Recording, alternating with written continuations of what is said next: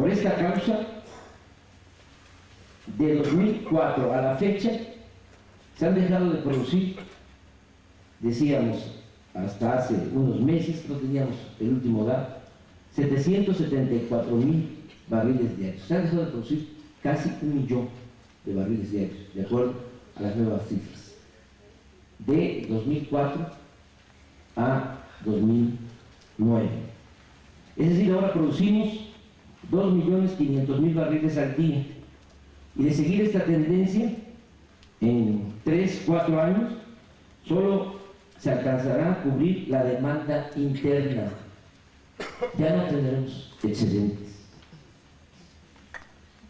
Con el agravante de que por la falta de refinerías y por el abandono a las plantas petroquímicas, seguiremos vendiendo crudo y dependiendo por completo de la importación de gasolinas y otros petrolíferos. Esto es muy grave, eso que está sucediendo. Por eso debemos insistir en modificar radicalmente la actual política petrolera. Es urgente recuperar la administración de Pemex, invertir en exploración e iniciar de inmediato la construcción de 3 grandes refinerías para dejar de importar el 40% de las gasolinas que consumimos en el país. ¿No les parece sospechoso, extraño? Porque no puede haber ninguna razón de carácter técnico o financiero que en 28 años, 29 años, no se haya construido una nueva refinería en el país. ¿Por qué no preguntarnos quiénes son los que están detrás del negocio de la compra de la gasolina en el extranjero? El objetivo debe ser industrializar la materia prima y ya no vender ni un solo barril de petróleo crudo al extranjero, para generar empleos y utilidades en beneficio de los mexicanos. Esto es urgente. 8. Alcanzar la soberanía alimentaria. Desde 1983 se dejó sin apoyo al sector agropecuario y se optó absurdamente por comprar los alimentos que consumimos en el exterior. Ahora, en consecuencia, hay tierras ociosas, potreros abandonados, se ha dejado despoblado el medio rural y millones de mexicanos han tenido que emigrar. En 2009, para la compra de alimentos en el extranjero, a pesar de la recesión económica, se destinaron 16.000 millones de dólares. La mayor parte es maíz, frijol, arroz, leche, carne de res, de cerdo y desechos de pollo que podrían producirse en el país. Asimismo, debe fortalecerse la agricultura de autoconsumo, de la que dependen millones de indígenas y campesinos pobres. Además, es donde se conservan semillas orgánicas y variedades de maíz que forman parte de la riqueza genética de México, no al maíz transgénico. 9. Establecer el estado de bienestar. Hay que proteger a los pobres, a los débiles y olvidados ante la desigualdad social, la incertidumbre económica y otras calamidades.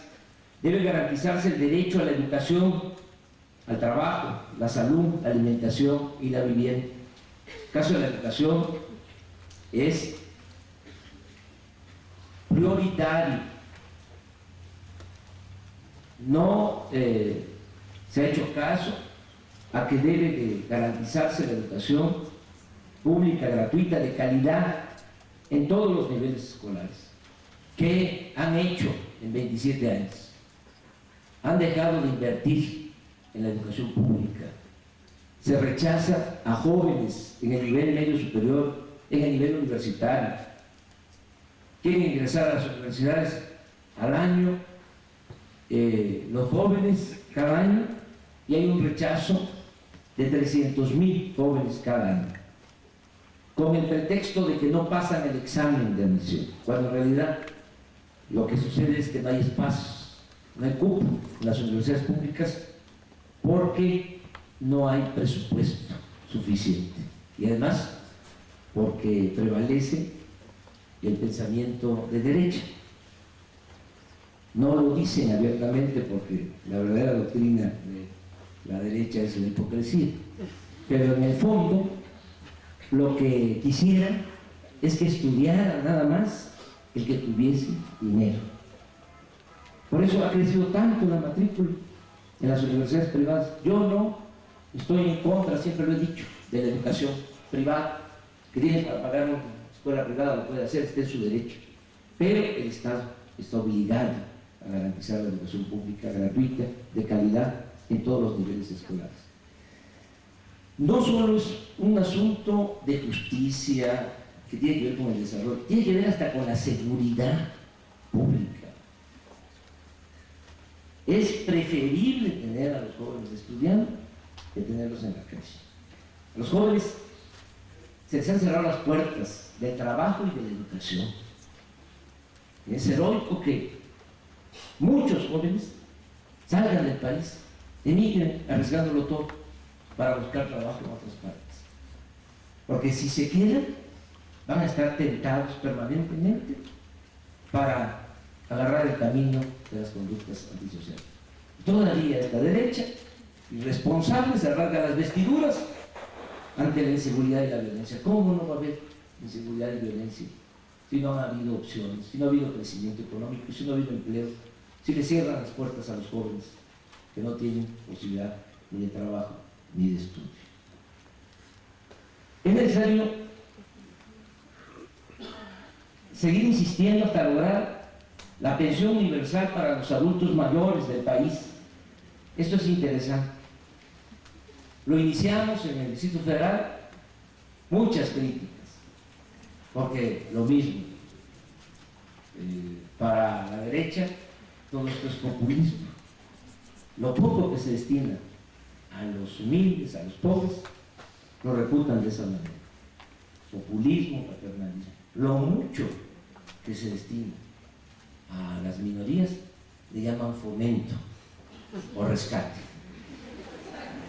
Yo recuerdo que Fox, ya se me está pasando el tiempo, ya termino.